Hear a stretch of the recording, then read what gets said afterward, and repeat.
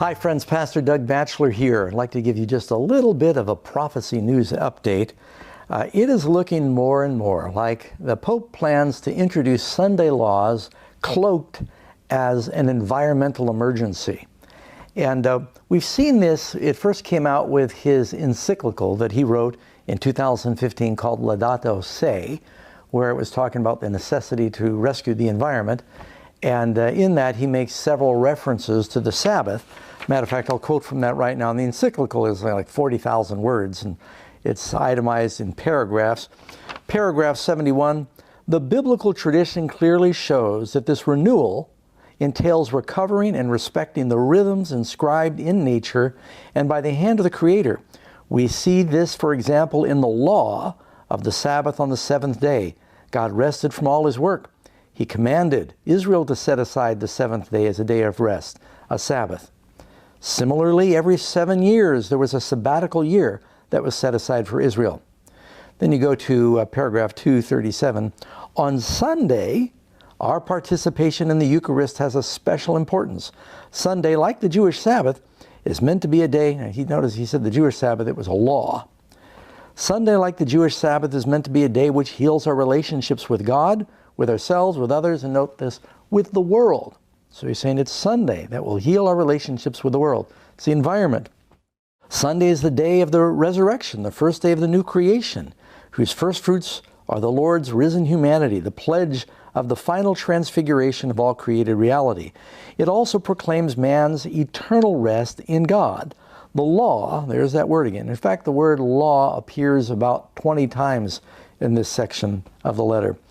It proclaims man's eternal rest in God. The law of weekly rest forbade work on the seventh day. And of course, they say, well, Sunday is every seventh day. Even now we are journeying towards the Sabbath of eternity, the New Jerusalem, towards our common home in heaven. Jesus said, I make all things new. And that's paragraph 243 in his encyclical Laudato Si.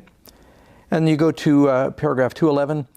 Yet this education, now the reason I mention that is because the Pope, he said back, about a year ago, that he was calling the world leaders to the Vatican for a special compact on education of the world.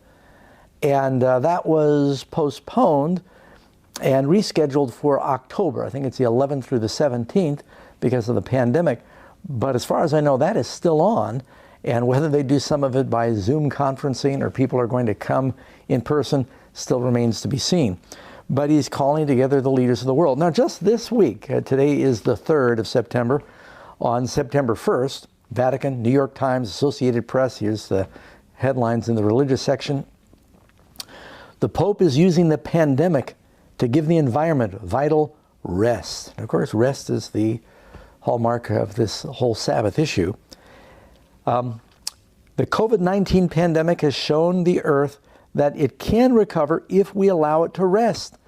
And we must spur the people to adopt simpler lifestyles to help the planet groaning under the constant demand for economic growth, Pope Francis said Tuesday. In his latest urgent appeal to help a fragile environment, Francis also renewed his call for the cancellation of debts of the most vulnerable countries. That's how you get the poor of the world, which is most of the world, on your side. Say, I'm telling the rich to cancel all your debts. Such action would be just, he said, since the rich countries have exploited poorer nations, their natural resources. In some ways, the current pandemic has led us to rediscover simpler and sustainable lifestyles, Francis said in a written message. Already we can see how the earth can recover if we allow it to rest. Now, you may have heard my post that I did, I guess a couple of months ago, on a growing chorus of voices that are calling for Sunday laws.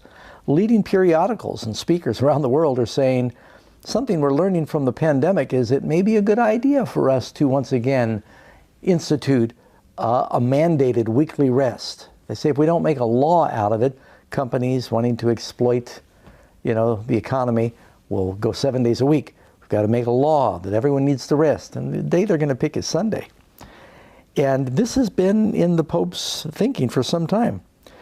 People, and he goes on and says, the whole creation is groaning under the weight of what's happening. Citing the medical, social, and economic crisis triggered by the pandemic, Francis said it was time for restorative justice. Drawing attention to the earth's fragility is a hallmark of Francis's papacy. He poignantly stressed people's pressing responsibilities to heal and care for the environment in a 2015 encyclical. And, the Pope is saying, when we look at what's going on in the world now, the air has become cleaner during the pandemic, which is true. The water's cleaner. There's less traveling in the water. The animals have returned in many places from where they had previously disappeared. Some of the rush of traffic has made it more acceptable to birds and animals. The pandemic has brought us to a crossroads, he says. This is urgent. And I just think he's paving the way for something that may be introduced in his talk in March. And so he draws attention again to his environmental encyclical he wrote in 2015. This is in the New York Times article. The pontiff issued his appeal. This appeal was made on Tuesday to mark the World Day of Prayer for the Care of Creation, an annual occasion that was established for Christians, he's saying all Christians everywhere, in the wake of the encyclical Laudato Si, his declaration, we must save the environment. So, I think this is very interesting. And then, of course, the Pope now has this global pact on education. And it's not limited to educational and academic institutions, but rather in the belief that commitment to education must be shared by all. It involves representatives of religions, international bodies, and the various humanitarian institutions of the academic, economic, political, and cultural world.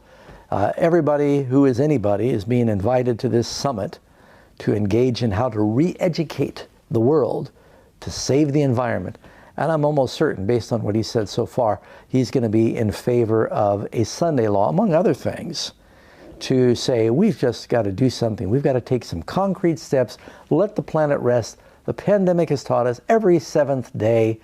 And, this is something, it's not going to come under a guise of religion.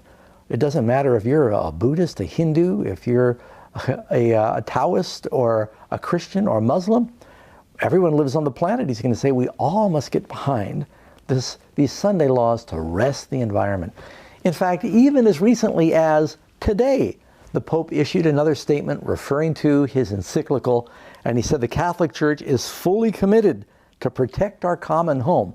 This is a drum that he continues to beat, and he says, in order for us to have a new planet and to save the environment, we must have new humans. That's a rough paraphrase of what the Pope said today.